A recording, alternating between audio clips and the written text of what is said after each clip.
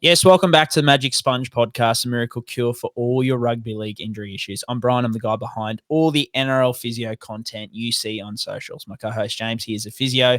He's a big footy nuff. You're here on a Sunday night, mate. 2 big wins for our teams this week, mate. So it is a happy podcast. I actually was quite worried about the Finns game. I thought the Rabbits had probably the strongest side they've fielded all year. But, mate, the Finns, they can run up a score at the moment. And the Bronx, mate, they're back on a heater. So this might be a fun podcast to listen to. I mean, who knows what's going to happen in Origin, but you and I might be relatively happy for the rest of the season, which would be good. Yeah, both up and about tonight, Brian, and the Finns are just dropping 50 on everyone's heads. It's insane to watch. On the Bronx game, they probably, they would have got close to 50 as well. They were bees away from about 4 or 5 other tries as well. So, yeah, both our teams humming along, which is nice to see. Origin names, obviously, New South Wales has named their team tonight as it stands. We're just waiting for Monday morning. Obviously, this goes on record on Sunday night, so we won't know the Queensland makeup, but I guess it's a winner take all, Brian. So we gotta be optimistic. We were pessimistic last game, and we had to eat a big slice of humble pie. So I might give Billy a little bit more optimism this time around, mate. I'll keep the spirits high. Mate, like you and I have been messaging all day about the different developments and stuff like that. Once Kalyn went down, who's at fullback. But I feel like there's a lot of Queensland spirit in Big Papa coming back. Like it just makes me feel safe. Just Big Papa. He played. Did he play an 8 in a row? He surely did. Yeah, 100%. So there's the 8 in a row vibes. That's what I feel like. I feel like we've got some 8 in a row vibes coming back. I'm pretty happy. I'm pretty happy about that. I'm sure you'd be pro Big Papa as well.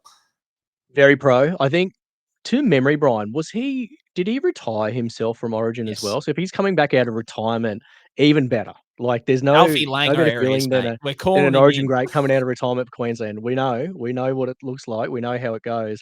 I think the other thing is when the teams line up and they introduce their home teams. I think Josh Papali'i from memory is Logan Brothers was my recollection as well. So if he says Big Papa, Logan Brothers, I'll be like, oh, safety.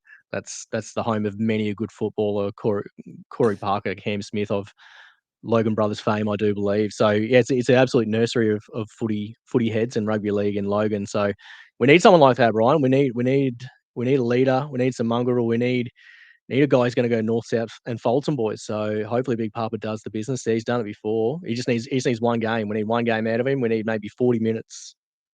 Mate, I'd take 25 to 30. Yeah. Just come on and, crack some skulls. Excellent. Rip and tear. Mate, I love it. I will quickly mention, we'll talk about it more when SuperCoach Corner comes on. But, mate, like both our SuperCoach teams are treading water at the best of times. And we've got the Baller boys on with the pod over for the rest of the season. They've got a bit of a league starting in round 20.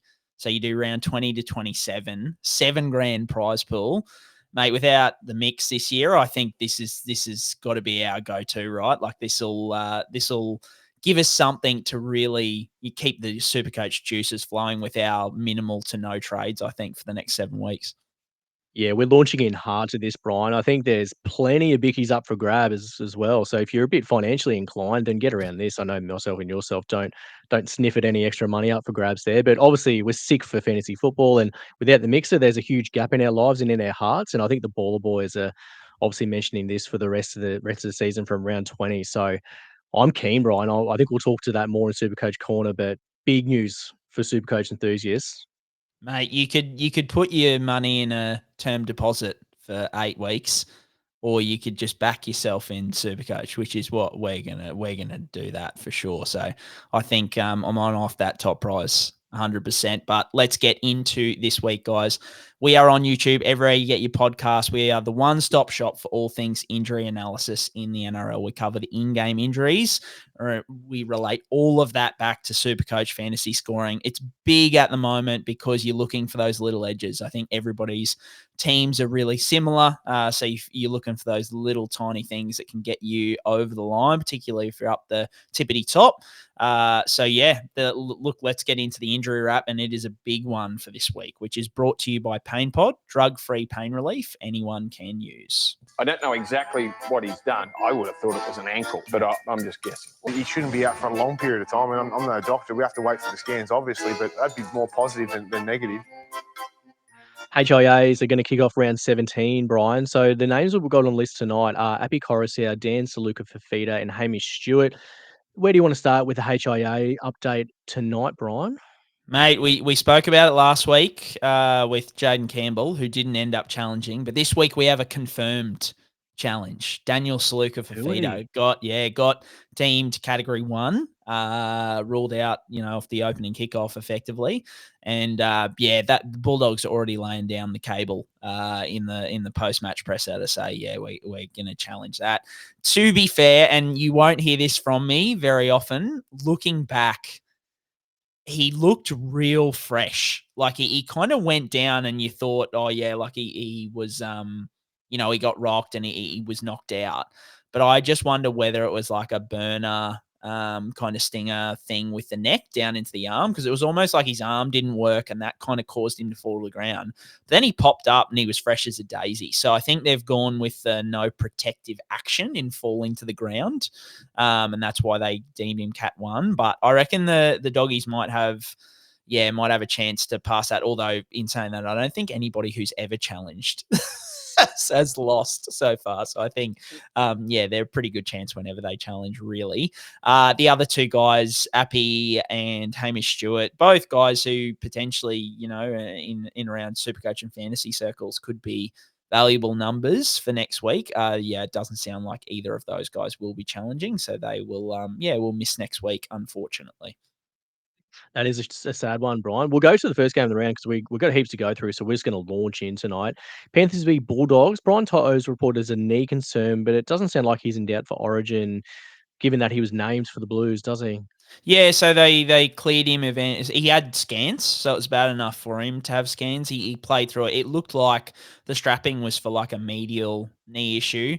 And To'o's actually played through quite a high grade medial issue in the past. I think it was 3 or 4 years ago. He had like a grade 2 or grade 3 and finished out the game, and then they had scans and they were like, "Oh, how did you play through that?" And that was one of the first ones that kind of keyed me in to these players playing through MCL injuries, and it just because they play through doesn't mean it's nothing to worry about. So, thankfully all good for him. So no real concerns. I'd be more concerned moving forward about his hammy than like any kind of minor MCL issue. So I think it's still that hammy tendon issue, which is probably the biggest concern, and especially with him like backing up in round 19 as well. He's someone who, for me, even if he's named round 19, he's probably not somebody who I'd be all that keen on jumping on. I think he's a great pod with the Panthers sort of run and hot. They're looking real good at the moment. How would you feel about jumping on him? Probably not round 19, maybe around 20. Ideally, you'd want one game, I think, Brian, but he's pretty attractively priced, so I wouldn't begrudge anyone from going there in round 19. He's definitely one I'm keeping a very close eye on for that week. Manly v Tigers was the next one. So Jahream Bula was ruled out with a hamstring injury. There was a bit of an update from last week, that one actually. Then Jarome Luai has been listed as an infection/boil, so he's missing some time because of that. Then Nathan Brown from the Manly team has got a bicep injury, which I think is requiring surgery, Brian. So his season is probably pretty close to over, I dare say. Yeah, it's looking like surgery. I couldn't find a mechanism for him. He's a bit of a psychopath, so it wouldn't surprise me if he suffered it, 3, 4, 10, 15 minutes beforehand and just kept playing through.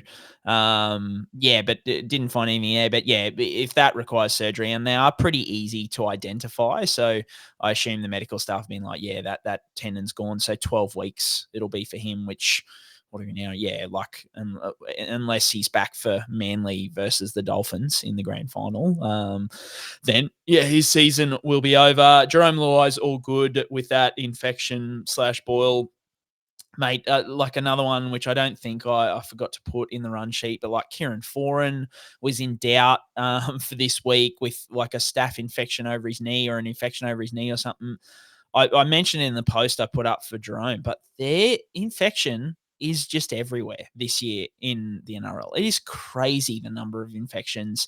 Had some questions about, is it because because of the wet weather or what's happened. I don't know. I really don't know. But I'd love somebody to come out and sort of explain it, because it's definitely a lot more than previous years. And then Bula, I think 4 to 6 weeks. It was the last play of the game last week he was chasing, and 4 to 6, so probably moderate grade hammy. So the Tigers are in a bit of trouble, mate. They're losing Kalyn Ponga as well. So they lose Kalyn Ponga. Koroisau's not there next week. I think the Heath Mason is facing a ban, which I just think is a G up for that running into the ref, which was, it looked totally incidental. So, mate, they are going to be, they are playing next week, but I don't know what type of side they're going to run out next week. It's going to be very interesting. Yeah, God, you feel for the Tigers. They've won spoons for years now, and then they're staring down the barrel of another one. They're not really that far away from the danger zone there at the bottom of the ladder. So hopefully the Tigers a bit of good news in the future. Knights v Raiders, our next game, Brian. So big names on the list here. Kalyn Ponga has been reported as a lisfranc fracture. It all but confirms he's probably not going to play Origin, I do believe. Joe Tapine was a finger dislocation, and then Hudson Young was ruled out this game after backing up the game before with osteitis pubis, and I think he's had some extra sort of intervention on that osteitis pubis injury, Brian, I believe as well. Sorry. Yeah, mate. Yeah, so I think we spoke about where osteitis pubis is in that pubic bone, so midline of your groin, coming up towards like kind of halfway between your midline of your groin and your belly button. You feel like that bony sort of hard bit, just on your underline kind of thing, and that's where he got a cortisone injection this week. I put up a poorly photoshopped image this week, which I had a bit of fun with and had a good laugh, because I knew I think people hear osteitis pubis and they don't actually know where it is. So I just did a shitty job up just to kind of show people like this is where we're talking about getting a needle, and people had the adequate response. People like, yeah, no, that is horrific.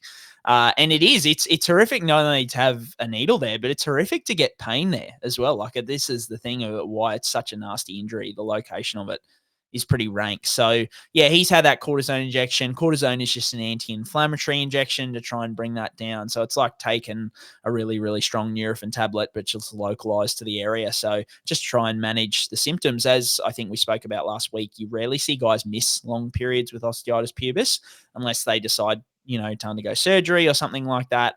But usually guys will just play through, but be quite limited at times with it. So Young was obviously dealing with a spike, probably because he played like 2 games in 4 days, James, who would have thought, which we spoke about. That was a bit strange at the time. But yeah, like he's not someone who I'm looking to jump on immediately post-Origin just because of the lingering stuff around this. I know he's one of the highest averaging 2RFs, but I'd just rather go like a Brien To'o or something like that, because if I'm going to take injury risk, I probably want that like astronomical upside of like To'o scoring 3 tries and putting up like a 130 or a 140 or something like that.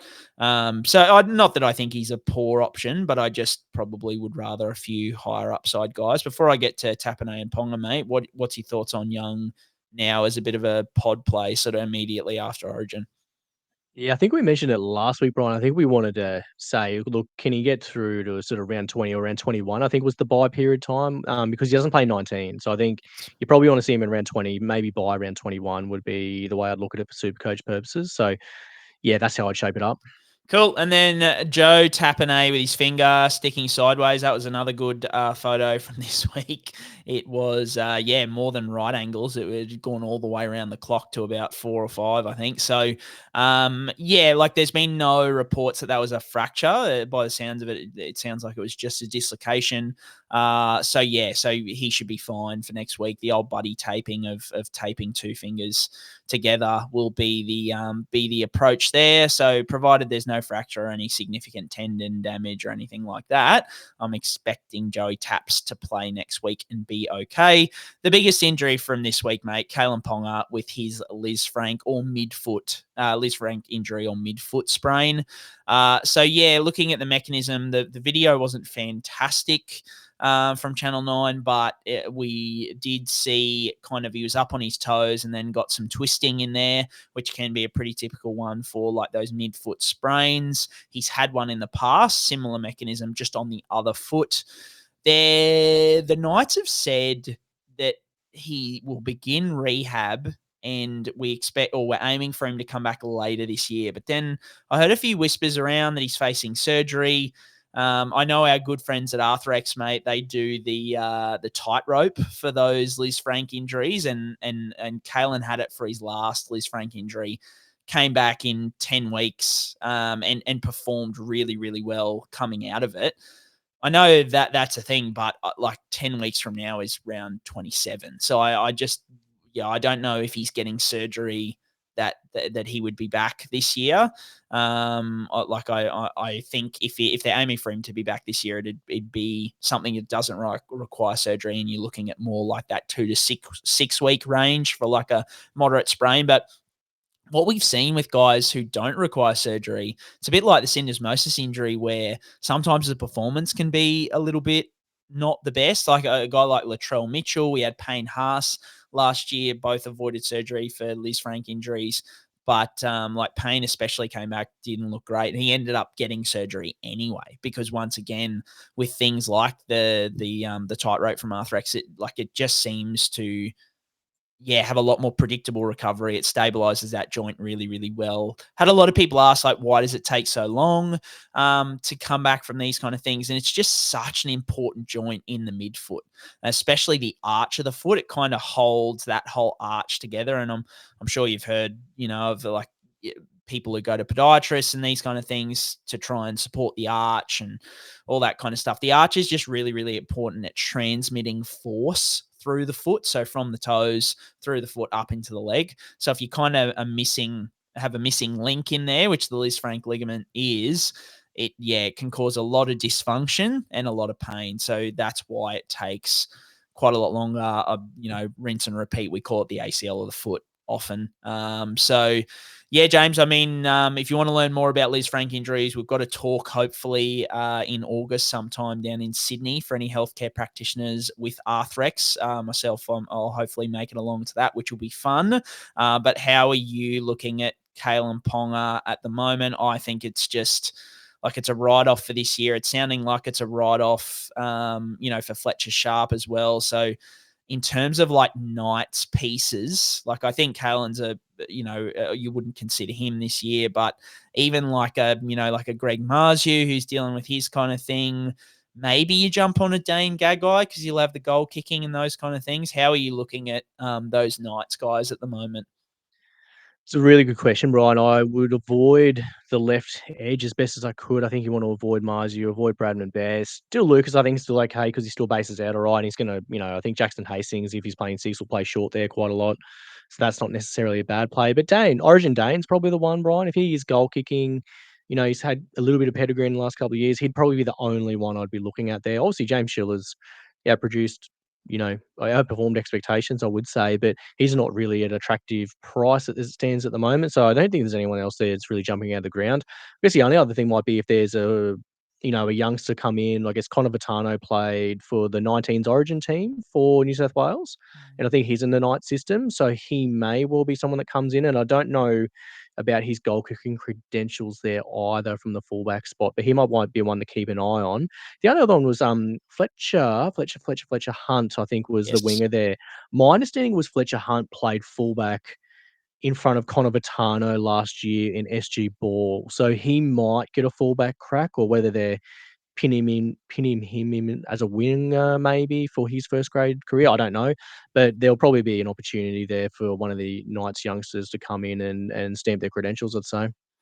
Mate, I have some breaking news on the pod, and this won't be breaking news for anybody else who's listening to this either later tonight or tomorrow, but Hamiso Tabuai-Fidow is fullback for the Maroons, apparently. Now, how would you think that the reshuffle, so Hammer's out of the centre wing line, who's jumping in to replace him, James? Who would you think? I would have put Murray Taulagi in there somewhere, given that he played wing last game. So I would have put Murray Taulagi in there. Mate, the vibes. This is a great episode for the Baller boys to be jumping on board because Gamut Shibasaki he's playing left center. is playing centre. Holy Jesus. This is not a masterstroke by Billy by any stretch. Oh my. Oh boy. Is that the yarn? Is that what's I what's gone down? literally just saw the tweet. That's the only change that I can see. While My days. 18th So what Val's gonna play wing and then Yes. we're gonna play Yes. Shibasaki and Toya. Yes. Correct. Oh my goodness. Correct. Oh I boy. mean, Josh oh. Papali, which we've spoken about. Yeah. Reece Walsh, 18th man by the looks. So if you had Reece Walsh as a bit of a pod for next week, that's not a good thing either.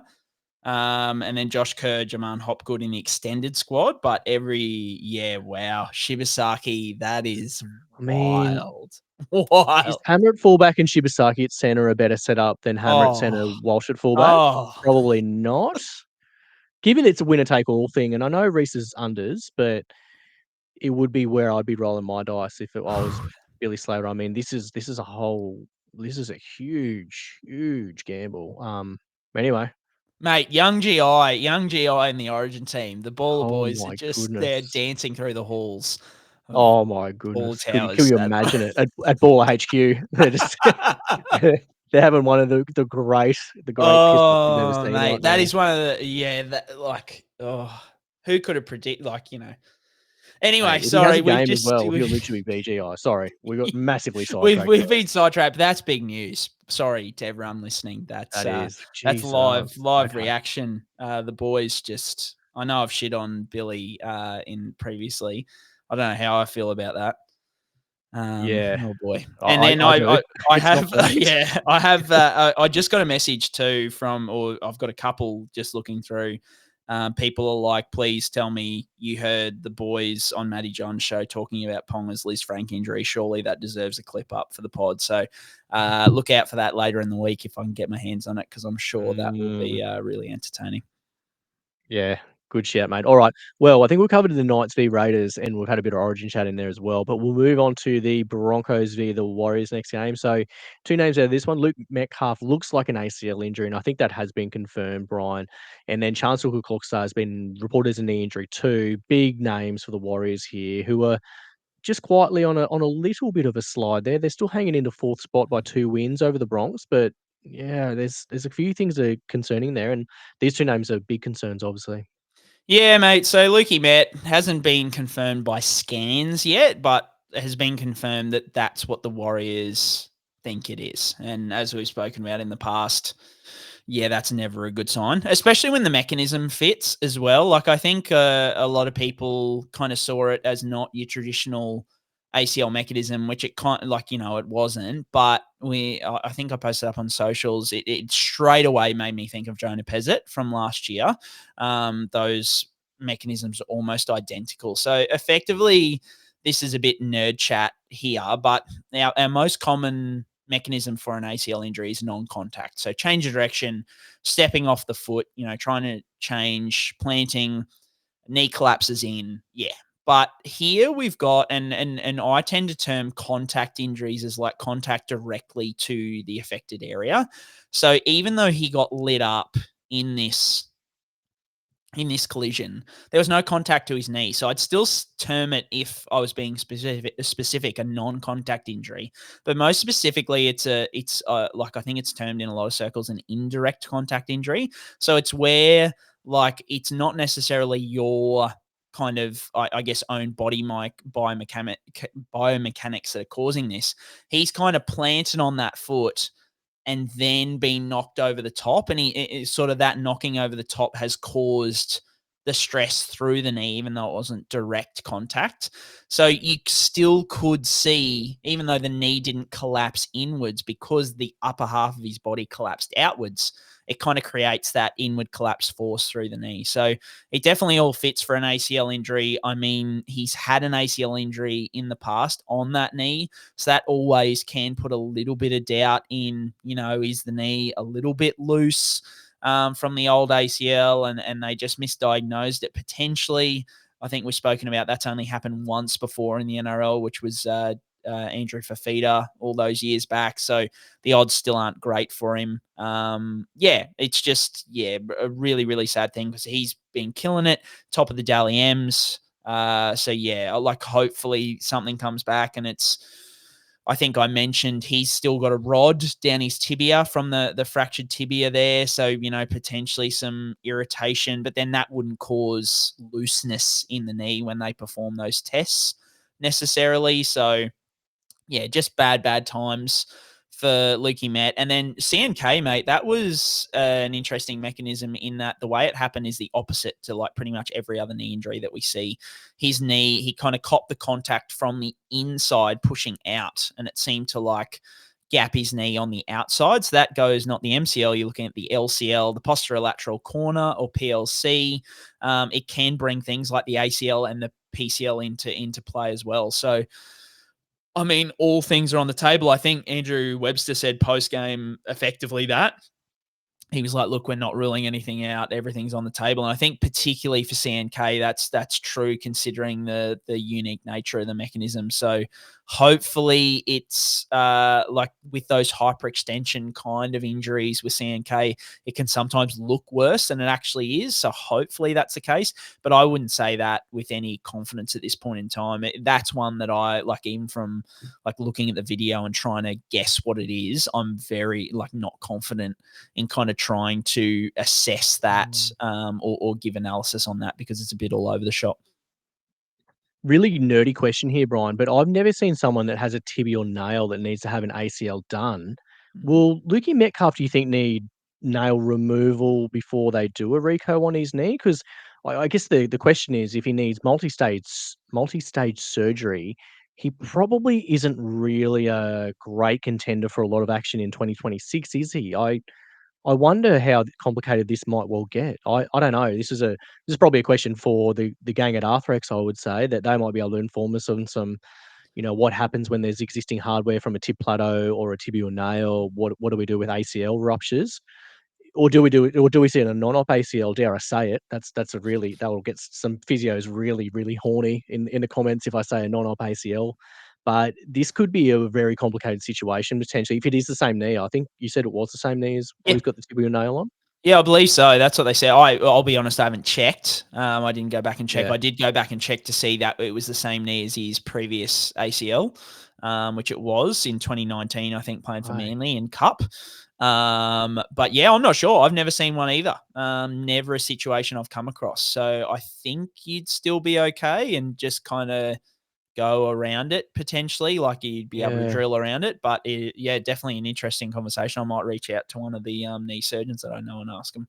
Yeah, I'd be super interested to hear what happens on that space. Anyway, we'll move to the Dragons v Eels because we've got heaps of names on this list. So, Christian Tuipulotu was ruled out in the warm-up with a hamstring injury. This is about the 20,000th hamstring injury of the year for Christian Tuipulotu.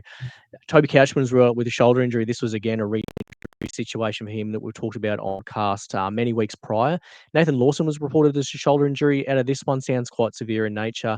Damien Cook with an ankle concern. Jaydn Su'a with was it an ankle or a knee issue here? He was only just coming back from this syndesmosis injury this week. Luciano Leilua has been reported as a quad injury. Then Val Holmes and Viliami Fifita were reported as corks. Holy dooly, Brien, the Dragons, for a team that has no buys moving forward, they were very attractive for SuperCoach purposes, but this is a whole thing going on at the moment with injury and the casualty ward for them right now. Yeah, mate, I've seen some bad injury situations for teams over the years. I reckon this is the worst that I've seen. Like it was cooked. They Nathan Lawson stayed on the field with an absolutely cooked shoulder for like 15 minutes because they literally had no one on the bench and they just couldn't. So yeah, and Murphy's Law, like it was my daughter's birthday party on Saturday, and so I had heaps of people hitting my DMs for updates on all of these injuries, and I'm in the middle of dealing with 6-year-olds running around, and I'm like, yeah, sorry guys, like I can't be keeping up. It was just way too many. Like I think I sent through the broadcast channel a couple of times. Like I'm drowning here. Like I could not. There's no way I could keep up with how quickly it was coming out. It was just mental. So, yeah, I mean, what a win by the Dragons, number one, to kind of come over, the top of all that, which is fantastic. But let's dive into it. I'll hit the minor ones. Val Holmes, he's been named for Queensland. He's fine. Viliami Fifita, apparently he's going for scans, but they said on the night it was a cork. I couldn't find the mechanism. Luciano Leilua with the quad injury, he's going for scans, but apparently looked fine in the sheds after, from what I've been told. Jaydn Su'a, I put ankle knee there because it wasn't super clear, but coming back from that syndesmosis injury, this is another one of those situations, a bit like what we spoke about with Ponga earlier in the show, where he's coming back from a syndesmosis injury that didn't need surgery. It seems like they are actually more susceptible to aggravation, and that could be the case here. So even though it's aggravation, hopefully nothing too crazy. He finished out the game. But yeah, one to keep an eye on there. Damien Cook, he battled through an ankle injury for a long time. No suggestion. He was pretty confident in the post-match. Nathan Lawson, so a bit of insider insight here. He had a previous shoulder echo on that shoulder. And so they're going for scans to kind of try and rule out any damage to the hardware, whether any of the pins are cracked. He might have had a lattier, for example, and that screw can, break or something like that. So they're a bit worried about that versus like a cartilage or just like a bone bruise kind of situation, labrum or bone bruise situation. So hopefully it's one that, he can kind of, that it's only bone bruising and he's okay. But he was in a sling post-match, which for me, I'm actually I'm more worried with a sling when it's like a glenohumeral joint injury, so ball and socket joint. Like if it's an AC joint, even if they're in a sling, grade 2 to 3, you can see guys back in 2 to 4 weeks. Whereas a guy in a sling for a glenohumeral joint injury, that ball and socket, it gives me quite a bit of concern there. There might be a fracture or something there that's, he can't even let the weight of his shoulder hang down without pain. So a bit concerned there. Mate, Toby Couchman, I'll be absolutely shocked if he avoids immediate shoulder reco at this point. We spoke about him weeks ago, that he was in that ticking time bomb category of he missed 3 weeks and was playing through damage to his labrum that made his shoulder more unstable. To be fair, this mechanism was hectic. Like his elbow got bent backwards, his shoulder popped out, all that kind of thing. It was pretty brutal, enough that people thought that he could have dislocated his elbow. And I think this is a really good example of what we talk about when we spoke about like a Toby Couchman or even a Dylan Lucas to a lesser degree, or Nathan Cleary in previous seasons, Jarome Luai. Like I think this mechanism for somebody who has a fully stable shoulder, it probably injures their elbow, right? Like they probably hyperextend their elbow or something like that because their shoulder stayed solid. So all the force goes through that elbow hyperextension. But I think with Couchman, because his shoulder was unstable, it got to a point where the elbow was about to hyperextend, the shoulder just popped out and took most of the load, right? So this is the game that you play with these unstable shoulders, is the ticking time bomb nature of it is something that usually wouldn't cause an injury to the shoulder all of a sudden does. And so, yeah, I'm expecting an immediate shoulder reconstruction for him, which would be a huge blow. Like that's 3 months minimum, would be season over. So hopefully there's some sort of miracle there, but not good. And then Tui Piloto, mate, like far out between him and Cody Walker, who we'll talk about in a second. Like that, and especially it was the last run of the warm up apparently, and this time, from what I can glean, he had two hamstring injuries on the right hamstring to start the year. Then his last one was left, but it was minor awareness. And then this is back to the right again, I think is kind of how it's gone down. And mate, like he's probably got to have 6 weeks off, even for a minimum, for a minor hamstring strain, you'd be thinking at this point in time, because apparently he's pretty distraught. So it must have been a bit of pain. So yeah, I mean, you're a Tui Piloto owner, mate. I hate to, even talk about it because it's just, it's a horrible position to be in. But how are you approaching that? It's just a jump off and see you later, and probably don't consider him for the rest of the season and potentially even the start of next season.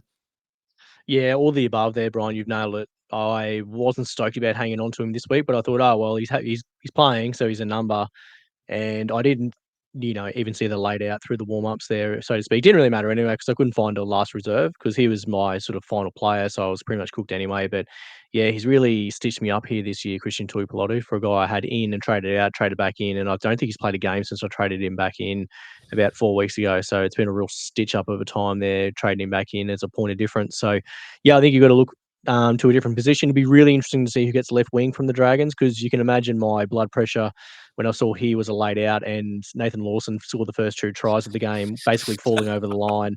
I was about ready to throw myself off a balcony, to be honest. I was not having a good time. So that's the fun and games of Supercoach, Brian. That's why we love it so much. Finns v Rabbitohs next, Brian. So the Finns put a dagger through the Rabbitohs season by putting 50 on them. But out of this game, or pre-game, Felise Kaufusi had MCL surgery. Just another thing the Finns could ill afford in terms of their middle rotation there. But then for the Rabbitohs, Cody Walker, hamstring injury, Ewan Aiken, hamstring concern, Cody Nicarima looks like a high-grade hamstring injury. Then Jaydn Sullivan looks like a pretty serious leg injury from New South Wales Cup, Brian, too. So, God almighty, again, the Bunnies up in lights on the magic sponge, which they've been in, feels like for the last 18 months, Brian, doesn't it? Every week we talk about their games. It's always like, okay, they just got hosed yet again. Yeah, mate. I think a few UNA owners might get a bit of a heart attack when they heard his name read out there. I just did want to mention him because I am a UNA owner and I saw him come off with about 20 minutes to go. I wasn't watching that part of the game. I was still doing cleanup at that point in time.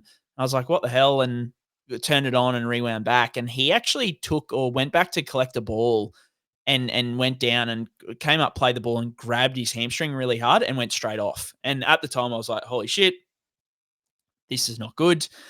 He's got a bit of a history of hamstring issues from way back, but he came back on and finished the game. So I'm hoping it was just a cramp and nothing. Obviously he came back on. But yeah, like something to keep an eye on there. Cody Walker, mate, this is his 5th soft tissue injury for this year. Like all the credit to Cody and his manager for going to Souths and wanting a 2-year extension at this point in time.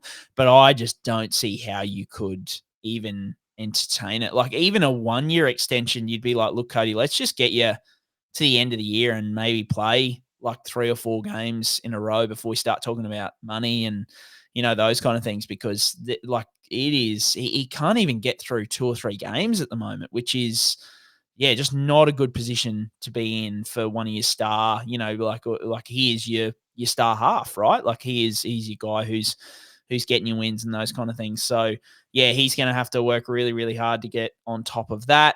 Cody Nicarima, that was, it looked pretty nasty. I think moderate grade 4 to 6 weeks is kind of what the Finns are saying, which is pretty standard.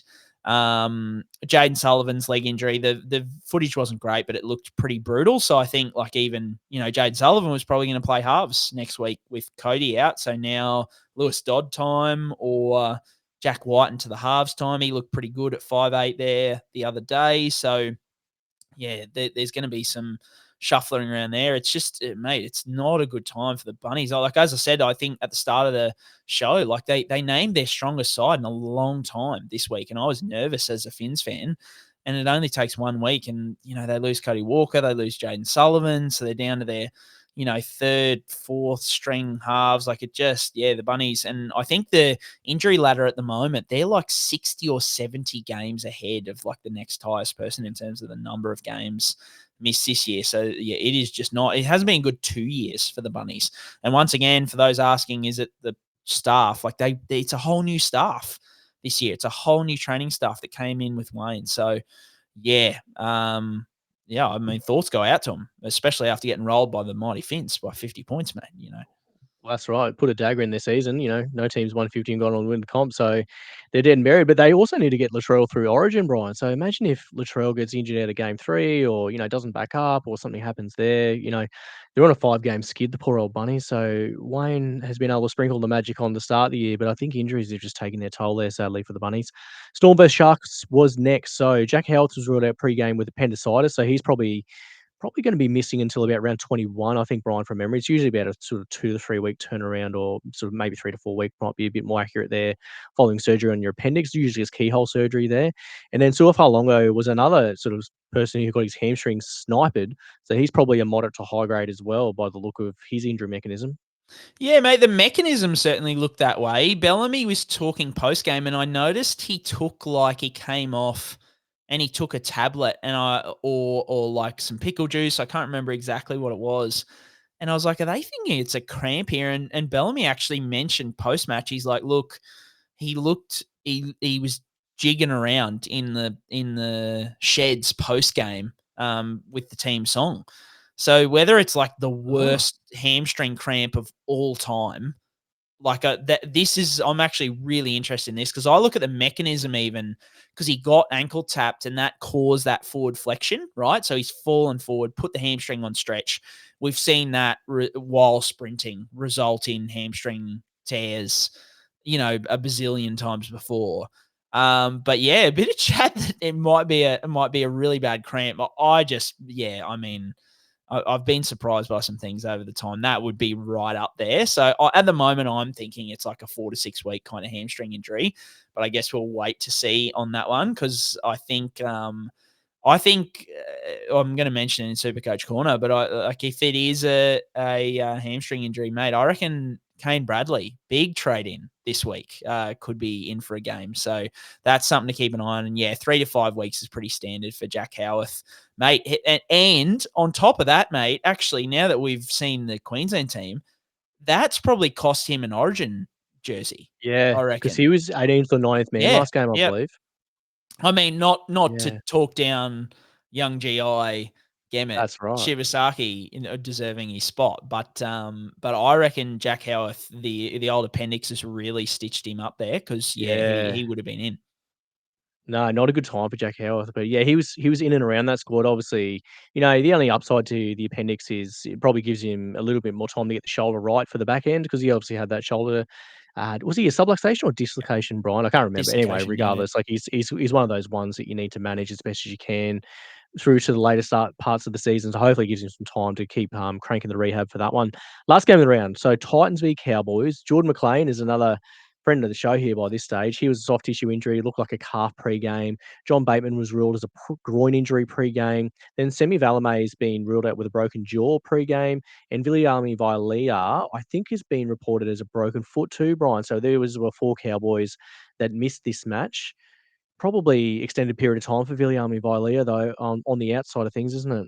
Yeah, best case scenario for surgery on a broken foot, you're looking at 6 weeks. So extended time out for him. Semi Valame, broken jaw, surgery, you're looking at least 6 to 8 weeks for him as well. There's been no news on the severity of McLean or Bateman in terms of their soft tissue strains.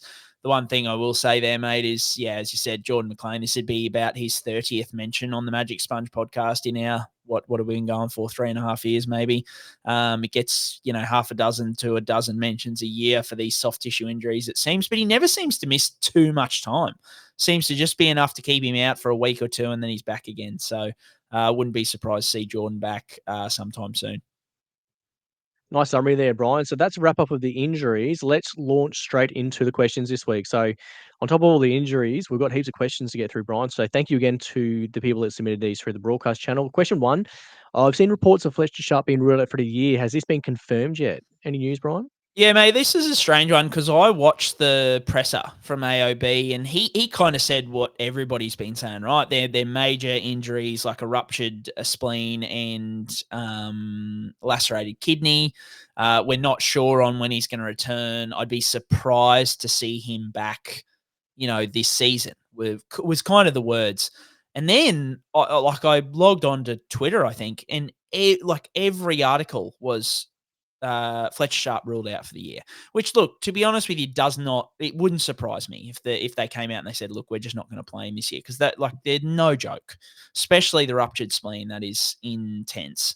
But also, I'm kind of I haven't, unless there's somebody out there who's actually got that confirmed, but it was on like Fox League. They're like, yep, his season's definitely over, all that kind of stuff. And I just wonder, my main thing is, I wonder whether this is actually something that's come from the Knights, or whether everybody is running off that press conference that Adam O'Brien gave, and it just shows you the magic of the media, right? Where it was like, I'd be surprised, and all of a sudden it becomes one person writes that he's ruled out for the year, definitely, and then all of a sudden it's on Fox League on Saturday night. So I don't know. I could be wrong there, and it might have been confirmed. But look, either way, I think I say that in recognizing that I am not expecting him back this year. I'm not expecting him, but I don't think that's been confirmed because once again, with these medical issues, sometimes it can be a little bit here and there.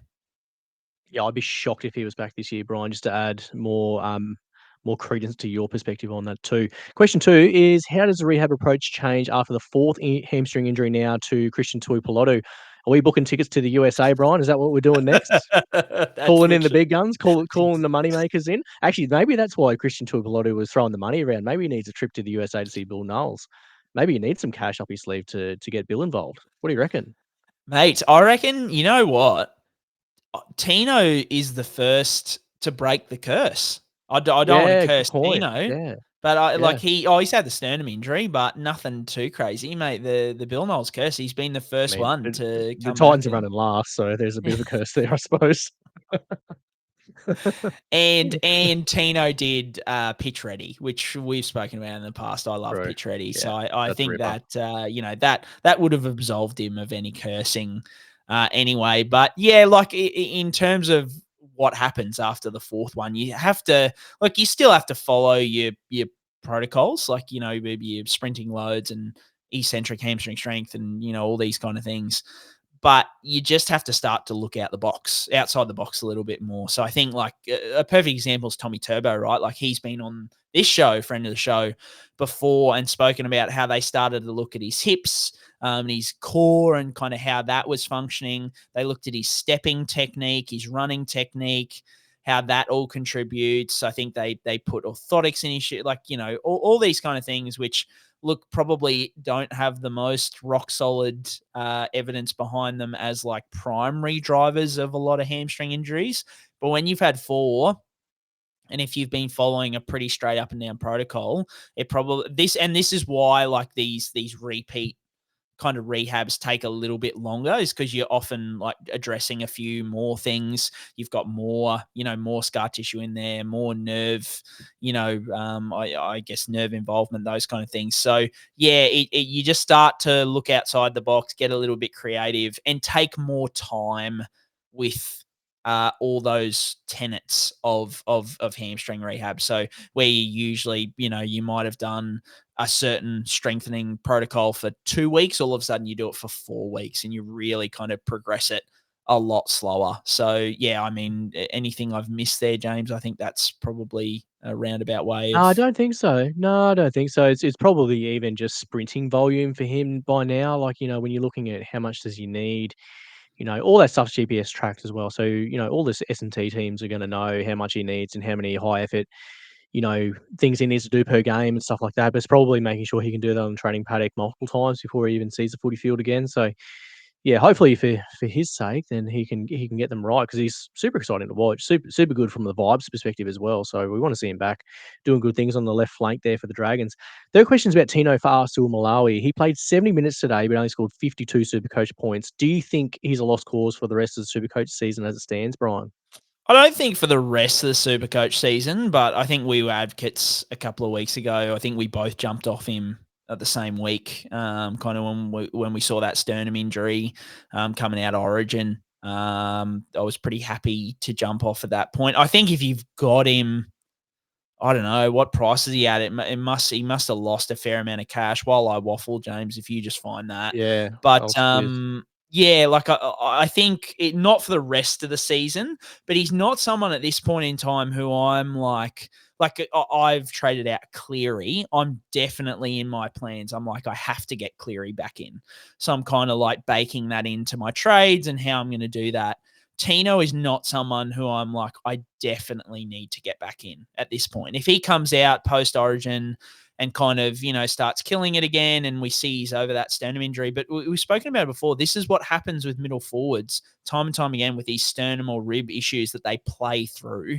it's great that they're able to play through, but their production just drops. And 70 minutes to Tino, mate, if you had told me Tino played 70 minutes, say 6 weeks ago, I'd be like, he'd be scoring 70 to 80 points. To score 52, maybe updates. I don't know whether he's updated since the person asked this question. So he's updated to 57, so he's still not high, but he was pricing at 620 this week, but with a 126 break, so he's probably going to drop about 70 grand. He's probably looking at mid fives, so 560-ish.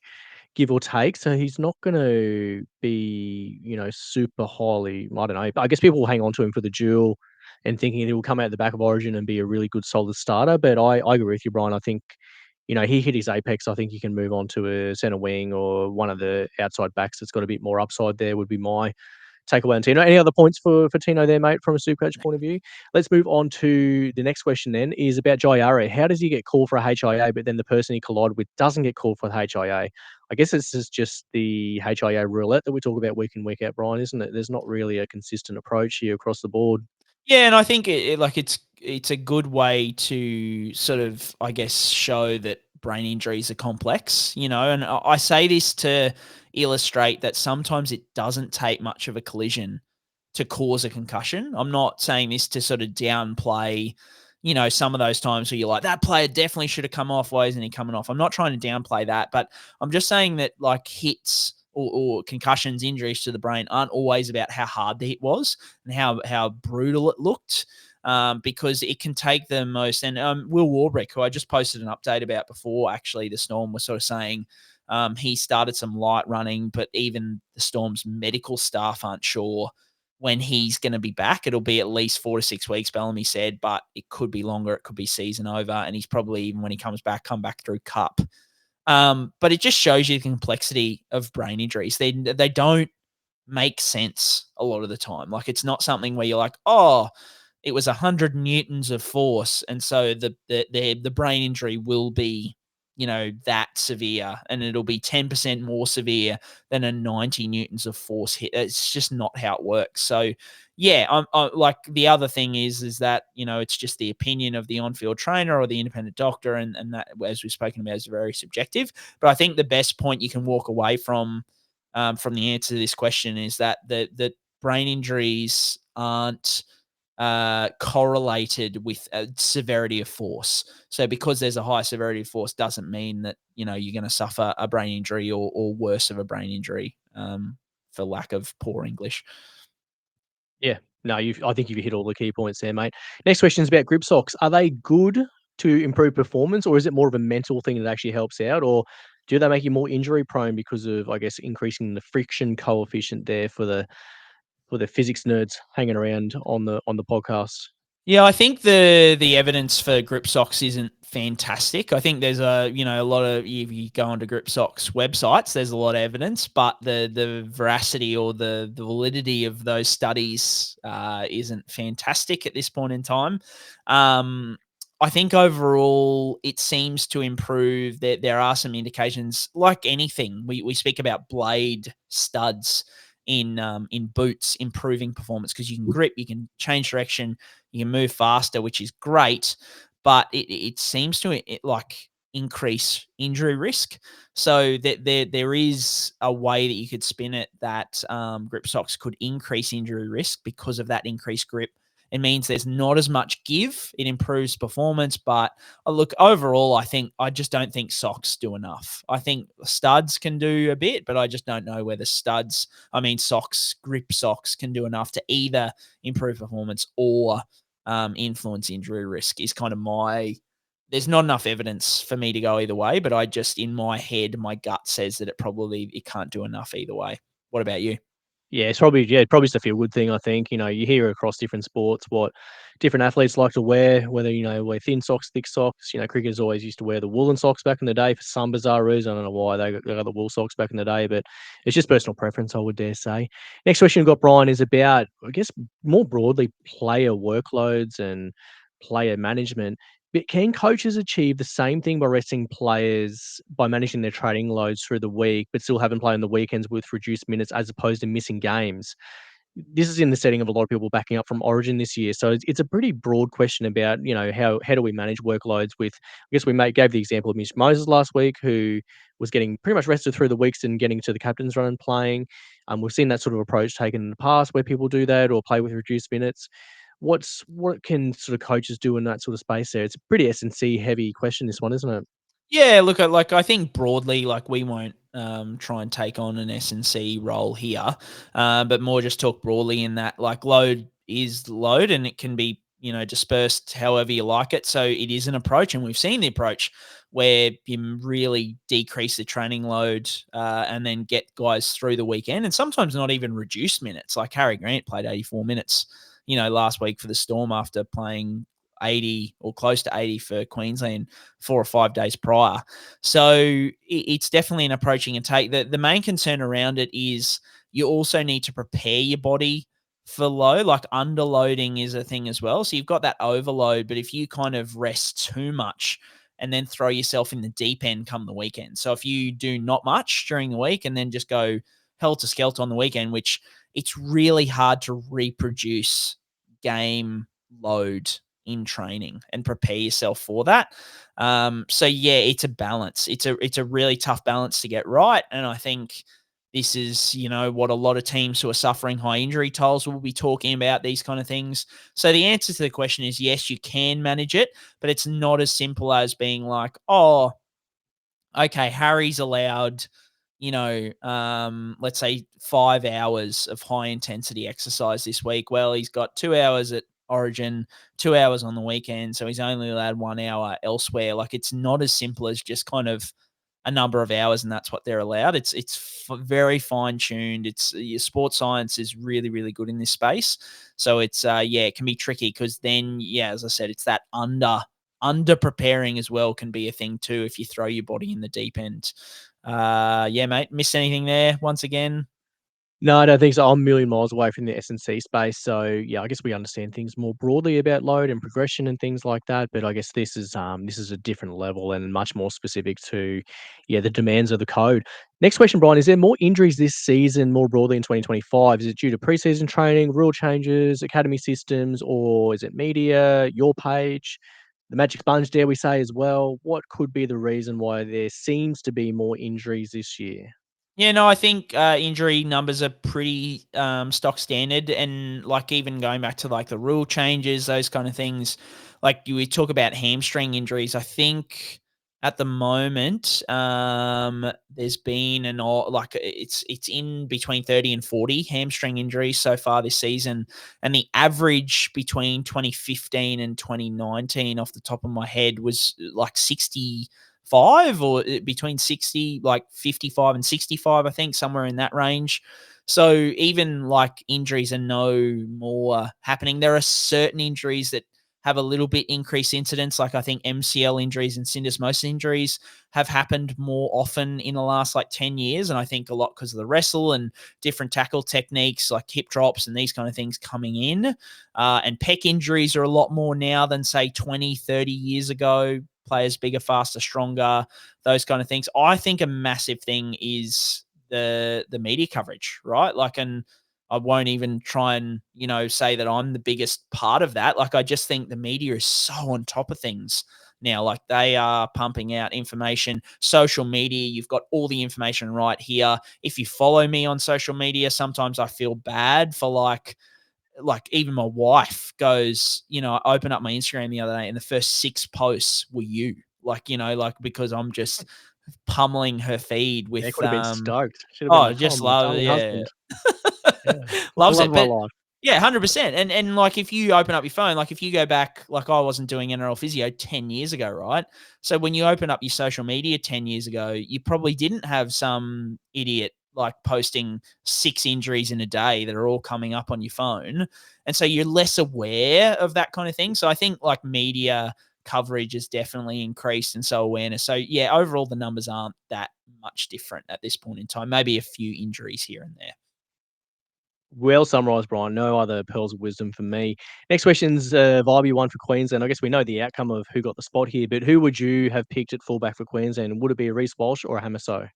Yeah, mate. I can see the argument both ways. I think Walshy's knee is not 100% at this point in time in terms of mainly re-injury risk. Like if he cops a knock to it in the game, that could be really tough to overcome. You'd almost have to have someone on the bench in a pretty clear kind of way to get over it. And I think with the structure of Queensland's current bench, like you'd be looking at like Kurt Mann to 6 and maybe Munster to fullback, which would just be like, yeah, end the game at that point. I think if you had Hunt there, it's probably a different prospect.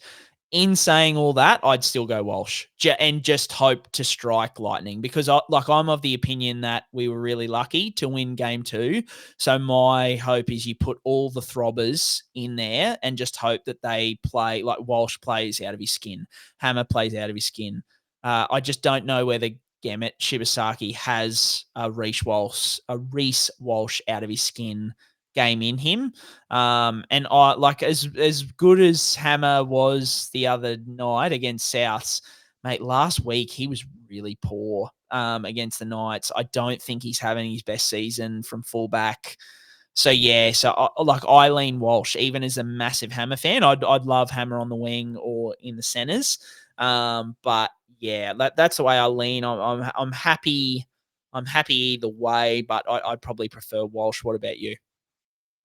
I do think Walsh would be my lean. He's got a sneaky good kicking game in him as well, Reece Walsh. He can kick long, and I guess when we were running Dearden and Munster, that's a useful thing. Look, I can see, I think what it's shaping up to be, though, Brian, is if Hamiso's playing fullback, off the back of Grant and Dearden and Munster, it looks like Queensland's just going to play this flat and fast and just hope that they can skin someone through the middle or make enough happen around the ruck. Just with Hamiso backing up through the middle and getting on the back of things or turning a half chance into a full chance, I think that's the way this game's going to go. So I think you'll probably see a reasonably conservative game plan from Billy. Try to get ruck speed, try to get the halves playing flat and fast, and hopefully Hammer can do a little bit off the back of that because Walsh isn't really that sort of player. He's probably a little bit more, he's a little bit more sideline to sideline. He's a little bit more at the back, but where Reece Walsh gives you points is in that red zone. So it's been no surprise that the Broncos have looked exponentially better since he's come back to fullback in the attacking red zone. And when you look at that game on the weekend, they were just able to create so many chances in the attacking red zone, and many of them were off the back of Reece Walsh. So, look, I think either way, I can see the perspective, which is our best chance to win. I think our best chance would have been Walsh at fullback and Hammer in the centres personally. Reece Walsh has been there before, Brian, and Billy obviously has a high regard of him as well. He's had 5 games under his belt by now, I think. I know one game he only lasted 8 minutes before he got decapitated, but he's shown that he's had some moments there for Queensland. So it'll be interesting to watch. He's in his 18th man. So, is this a Billy Slater smokescreen and he brings in Reece Walsh from 18th man last minute or something like that? I don't know. Who knows what's going to go down when this team gets named? Lucky last question. What is the worst injury that you've had yourself, Brian? Physically, emotionally, spiritually? Emotionally, yeah, many. I think every Finn's middle forward injury this year emotionally has been my worst injuries. But physically, both of these injuries, I think you can attest to, funnily enough. So I think pain-wise, I had a lower back disc injury when I was like 21, playing touch footy, went down like a sack of spuds. I was an absolute cripple. I don't know if you remember this, and I'm pretty sure I'm getting this right. Do you remember driving me to the GP at UQ? Yeah, I do. Yeah, Because I could not even couldn't walk that far. Yeah. I could. I was, and we lived close to the GP. Yeah, Like it was real a close. 300-meter walk for those playing at home, and Brian was like, "Mate, I'm zero chance of getting up and down that minor incline." I was like, "That's all right. We'll get you in the car any which way, and we'll make it happen." Yeah, and that's been a bit of an ongoing issue for me, something that I have to manage pretty well, but like not long term. Like I think for all those playing at home, those disc injuries, they can be 9 to 10 out of 10, which it was for me at the time. But within, I think even like 2 weeks, thankfully I was a physio by then, so I kind of like relatively followed my rehab schedule and knew what I was dealing with. But the worst injury that I've had, and this is totally or mostly self damage is I played a lot of footy as a kid growing up and not a whole lot of soccer, but I decided to play soccer in year 12. And all they used to do was like boot the ball through, and I just chase after it because our team was shit. So I just stood up the front and just chase it through. And finally, I touched it past the keeper for the first time in forever, open goal, and he studsed up, just absolutely wrecked my ankle. All lateral ligaments completely gone. Was odds on to win Wide Bay 100-meter carnival in 2 weeks' time, James, and got stitched up with that as well. But the reason I say you can attest to this is because I didn't go to a physio to start with because Mick Sini's approach to any injury was just like, tough it out. You'll be right. Like, you know, and after about 3-4 weeks, it wasn't getting any better. So I went to a physio and listened to nothing. They said, and this is year 12. I knew I was going into physio, but I was like, yeah, no, I'm a 17-year-old bloke. Like, I'll be fine. I don't need to do all these. Yeah, all good. I'll be fine. And the reason I say you can attest to it is because I got to uni and it still was not good. So that was like 6-8 months later. And you boys are like, oh, you know, have you played footy before? Yep, I'm in. First game of rugby, first run. Rolled it again. I think we're playing like 9s or 7s rugby or something in at UQ there. Yep. And I rolled it again and blew up and all this kind of stuff. So being a physio student then, I'm like, oh, I actually better do my rehab. So that was like it probably was like 12 to 18 months before I got it right, and all because I just did nothing to help it and it was not good. So yeah, mate, I think I know yours. We've spoken about it on the pod a couple of times, but regale us with your worst injury. Yeah, probably the ACL, just for like, it's not a fun surgery, really, to be honest. Like, I know it's only keyhole, but it's not really a fun time for those first 2 weeks after injury. And that time of injury, it's really, really painful. I did have like one separate one was I had probably on the lower grade of severity AC joint injuries. So this is when I was playing for Chinchilla Bulldogs with my cousin Simon Kurtz, who obviously does the BDE podcast there for the draft stuff. And we were on a road trip to St. George. So we were 3.5 hour bus trip from home. I think we were. So anyway, I did, typical, got tipped on the point of my shoulder. We were getting rinsed by this referee out in St. George as well, absolutely hosed. So we got stitched up, lost close game. I had an AC. Went to hospital. They're like, look, it's only a minor separation. Just sling it up and get home on the bus. And I can't really remember the bus trip because we had an absolute skinful of Bundy and Coke and Forex on the trip home. But just in the couple of weeks after that, just getting range back in your shoulder after an AC, it's a stinker. It sucks so bad. And I had, really no way of getting from A to B in Chinchilla because I couldn't drive. Like, I literally had my arm out of action, so I couldn't get anywhere. And I think it got to the point where it was the end of the season that I was working out there. I was literally packing rock melons in the shed, and I think it was the end of the season. They're like, "Oh, well, just head home." So I got Dad to catch a bus from the Sunshine Coast to Chinchilla to drive me back home. So shout out to Neil Kurtz. He got an 8-hour Greyhound bus from Sunshine Coast to Chinchilla to come and pick me up and drive me back home to the sunny coast. So yeah, good one by Neil to help me out there. He was a little bit perplexed. He's like, "So is it like really bad, or is it just a little bit bad?" I was like, "No, mate, it's decently bad. Like, I'm not just doing this just to get out of here. Like, if I could drive myself home, I would, but I just couldn't." So yeah, shout out to Neil Kurtz for getting me home from Chinchilla in a point of a low point in my life. Mate, Greyhound buses, that is all. Like, I love back in the day going to jump on the Greyhound bus to go from Gympie to Brisbane or Brisbane to Toowoomba to visit Beck in the early days. Just, yeah, some great Greyhound bus trips. Shout out. Greyhound buses, come on as a sponsor. We'd love dude. We've got plenty of stories. We'd love to have you. We could tell a different Greyhound bus story, I reckon, every week that heaps they wanted of regional to sponsor. Queensland stuff. Heaps of it. Like, we've seen plenty. Look, anyone out there listening, if you've got a good Greyhound bus story, send it in because that's right in my wheelhouse. Yeah. Yeah. Oh, all right. Speaking of wonderful, wonderful partners and sponsors, we're going to get into SuperCoach Corner, but we spoke about it at the top of the show. SuperCoach Corner this week is brought to you by Baller, which is the new home for SuperCoach and fantasy footy fans. If your SuperCoach season has fallen apart like mine and James's pretty much has, don't check out just yet. Especially if you're a big fan of like those end of year fantasy comps in around NRLW. We spoke about, how we're missing that this year, but this is your alternative. So Baller is launching the Run Home Challenge in round 20. It's got $7,000 in cash prizes. including $3,000 for the winner, and it pays all the way down to 10th. It's like free to enter, $7,000 in prizes. How good's that? So the Baller team will be dropping more info later this week, but for now, the only thing you need to do is head to baller.live and register. Sign up. That is it. So put your email address in. I just did it via Google and it just did it all for me, which is great. So there's no league to join yet, but you just sign up and register. Next week, they'll send through all the information that you need to get involved. So it's baller.live, which is BALLR.live. Your second chance starts now. And are you ready to be a baller, James? This is good gear. I love it. I was a bit down when we were talking about no NRLW, like fantasy SuperCoach to play.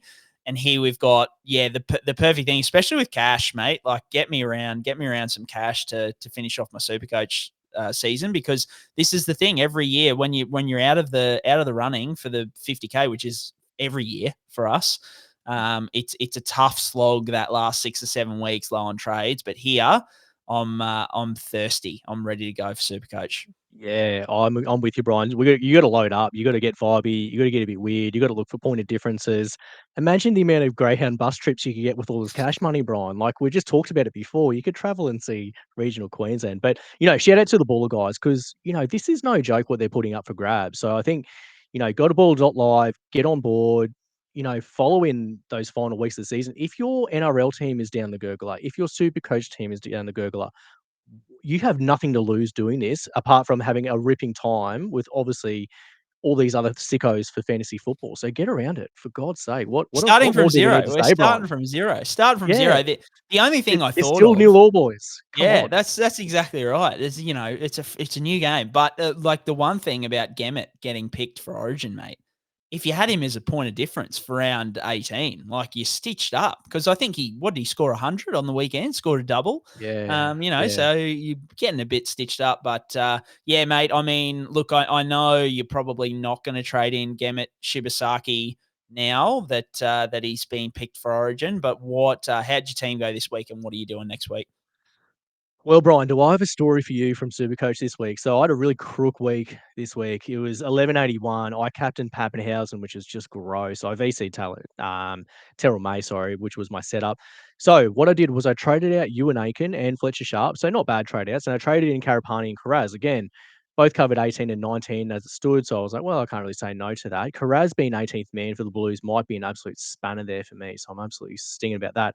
But what happened this week was I had the option of trading out Ewan Aiken or Christian Tuipulotu. So what I did was I was like, oh, well, Tuipulotu was named. There's a bit of an upside sort of play there. He's low ownership. I'm just going to roll the dice and see if Tuipulotu can get a score this week. Maybe he can just get a score against Paro. I don't think that's a bad play. Anyway, he was named in the final cuts, and then I didn't pay attention to the final thing when he was ruled out late, only to see, oh my God, he's only on 0 still. And, at that stage, the Dragons were going okay. I was like, why is he on no points? And only to see, he was a laid out. Nathan Lawson was in. Who were the first 2 tries of that match? Nathan Lawson. They were just catching fallovers as well.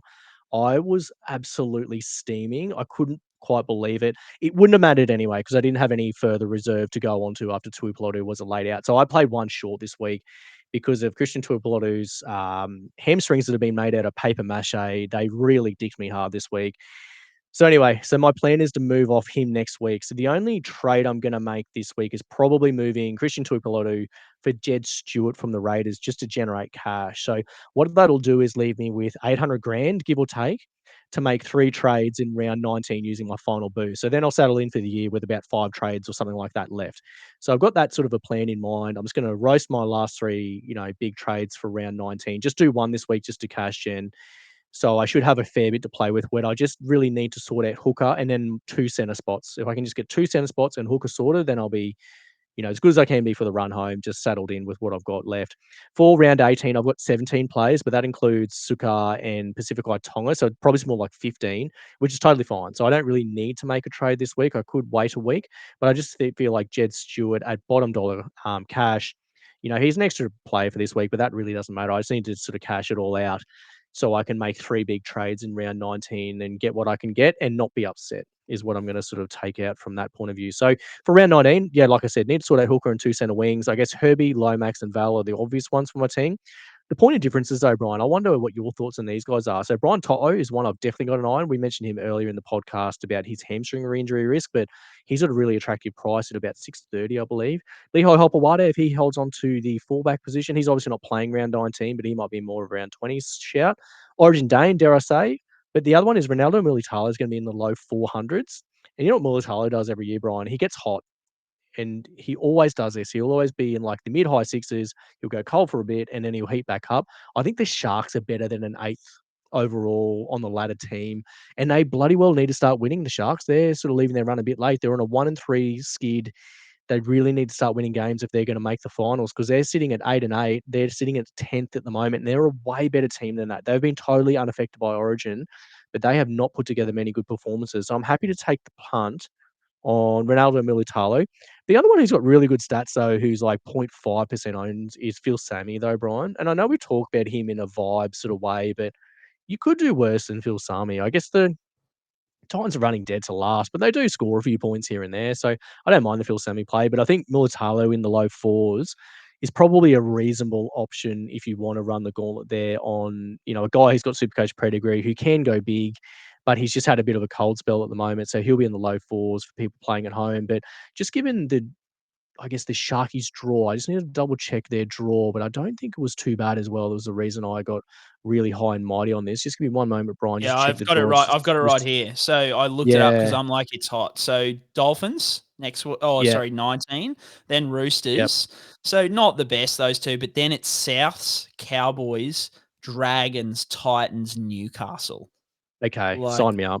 yeah, like that is Like, mate, Newcastle's going to be in Bali for that last round as well. So that round could be. sorry, that could be Bulldogs. 50 Bulldogs lot. is last round, but once Well, again, they could rest. Bulldogs could rest because they're like locked in top 4 or whatever. Mate, that is a hot. It makes me go like, I mean, Jarome Hughes keeps putting up mega points, and it makes me go, who am I going to sell back to Cleary? And I'm like, I'm leaning. One week I'm leaning Hughes, the next week I'm leaning Hines.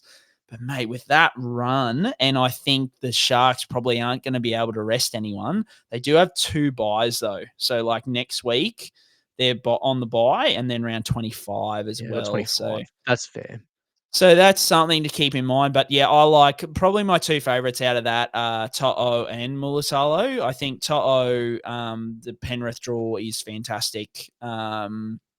They're getting hot at the right time. He's someone who I'm really looking at hard, I think, for me. So, and then I didn't realize Mulitalo was that cheap. So that's a great shout. Lehigh I like, but there's chat that like Tommy Turbo will go back to fullback, once he's got his confidence back or whatever. But I'm like, yeah, I had just, it would be poetic justice, James, that like when we finally jumped off Turbo, he comes back for like the last 5 rounds of the season and like averages 150. Yeah, goes From proper fullback.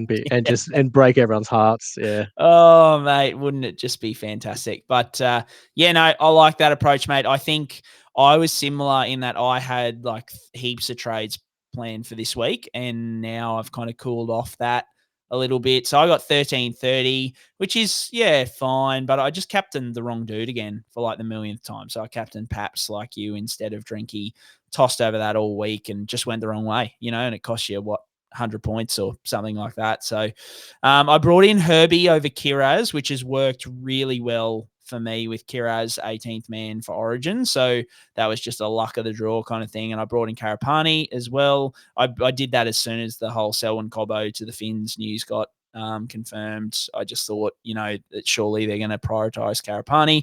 So I've got 15 for next week, but that includes Jazz and LKT, although King Togi, mate, the 1 week I need to start him, Jaden Campbell out this week, and he goes out and scores 68, and the Dragons put an absolute score. I'm like, oh my God, this is just amazing. He'll go up in a bit of cash. Fantastic. So the one that I'm thinking of, like, mate, I don't know what Seabold has to see anymore to put Jazz at 13 and get Jake out of there. Like, they were doing well with Jazz at 13. Like, a good ball player. I don't know. Maybe it's just because I own him, but I have been a fan of Jazz for a long time. So I'm not liking the hybrid hooker role that he's kind of playing at the moment. He's only going to bleed cash, and he's at like 500K, and I bought him at like 300K. So I'm happy to kind of cash that in. I was going to nuff, but mate, Kalyn De Silva has just signed with the Eels to immediate effect. He's 190. Really? Yeah. So he's going there as of this week. So he will Didn't see be that. available for selection next week. So he's 198K. I think he'll go up about 10 grand after scoring 60 this week. But I just wonder, they've signed him to like a 3 or 4 year deal. Like, I wonder whether they're like, let's see what we've got in him. For 198K, he's got good attacking upside. I don't know whether I'll either nuff or go to him. I think Jazz down to that, I think, is kind of my approach. Or do I wait a week and go JMK? Because JMK played 80 minutes over the weekend. I think Kurt Donahue maybe might go to the halves to replace Cody, either that or Averillo, but I'm not sure about our outside back kind of stocks there. But JMK played 80, he based over 50, a bit of attacking upside there. So he's the other option.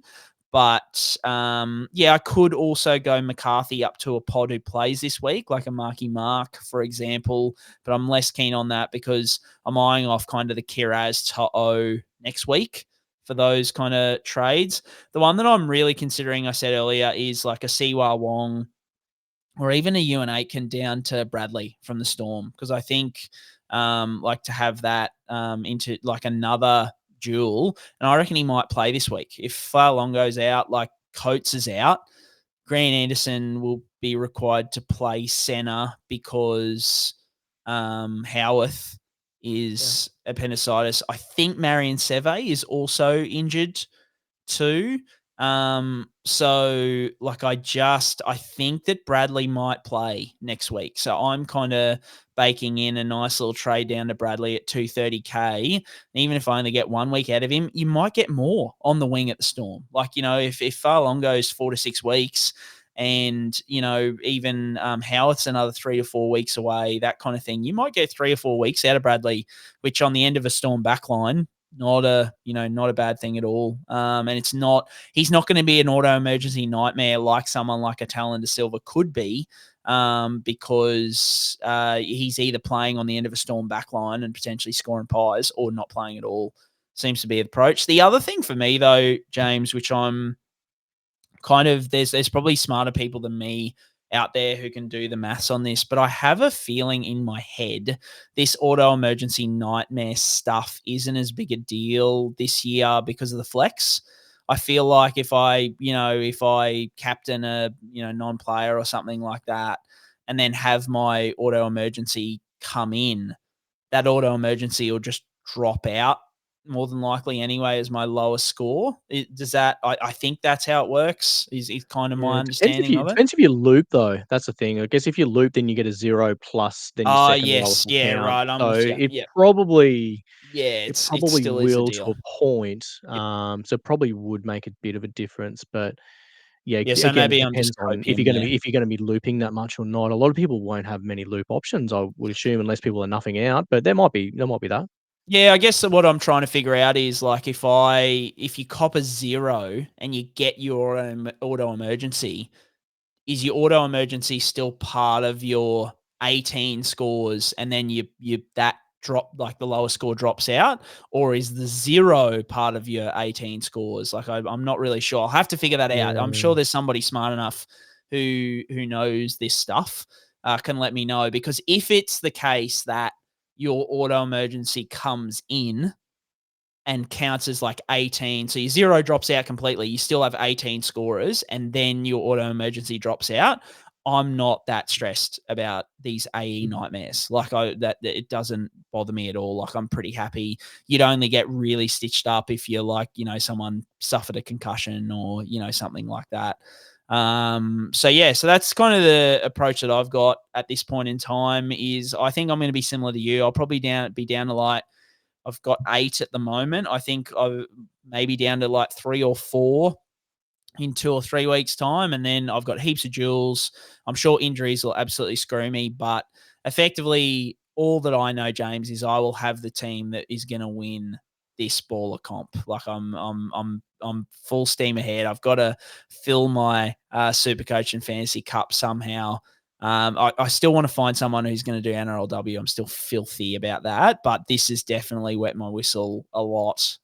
Is getting behind the baller run home league. So yeah, mate, very run home challenge, I should say. So yeah, very, very excited. But mate, I think that's about it for this week. Really good. I don't think we've got. And I was going to say about the run home challenge. It's a good play on words because obviously baseball have the home run challenge. Yes. So the run home challenge is a really nice play on words. So I'm big on that. That's excellent rugby league vernacular there for the run home challenge with the Baller Boys. I'm keen. I'm on board. Round 20s when it starts, so even better. Like, oh, sign me up. Yeah, I'm going to do it now. I'm going to use the internet now, Brian, and sign up like any normal person should that's listening to this podcast. And mate, it was so easy. I clicked like 2 buttons because my Google's already signed in, and I was away I went. So it's very convenient. Jump on, support those who support the show. I think if you like the show, this isn't costing you any money. You just go over, you sign up.